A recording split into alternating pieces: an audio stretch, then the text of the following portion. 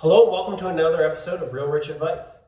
Today we're going to talk a little bit about where we are in the market. So it is May of 2022, and things have changed a little bit. Just a little bit. Just a wee bit. So about 4 months ago, interest rates were hovering in the mid threes, and today we're hovering in the... Well, we're hitting in the fives. In the fives.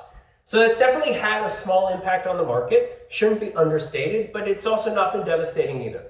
Yeah. I mean, what we're seeing is we had a listing a little while ago that had 12 offers on it. Then we had a very similar listing that had 2 offers on it. So we're seeing a little bit of a shift in the market, but properties are still selling. And they're still selling well. Both those listings, by the way, went for over the asking price.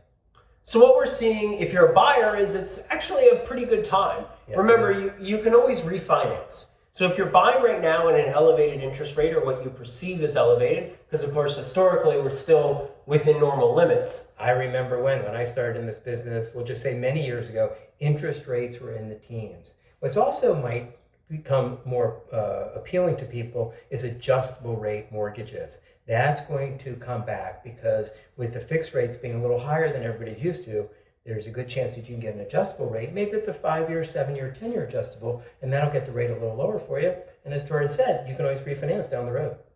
And again, if you're a buyer, what it's allowing you to do is you're maybe not competing against 12 people. You might not have to waive every contingency. You might have a little bit of breathing room in your timing to have to make a decision. Yeah. And if you're a seller, it's also still really good. We haven't seen pricing decline at all. No. And the pricing that we're seeing today is actually the post-multiple offer pricing, meaning pricing has already come up from, say, even a year ago. Yeah. So pricing is still maintaining and staying steady. It's a little bit softer for buyers, and I actually think it's a more efficient market. I agree with you, and there's still a lot of people out there. We still have a lot of demand for property. So as I said, we had a listing with 12 offers, a similar house. We still had 2. We actually had 3 other people who just at the last second, for other reasons, decided not to proceed. But that still shows there is demand. There are buyers out there if you're a seller.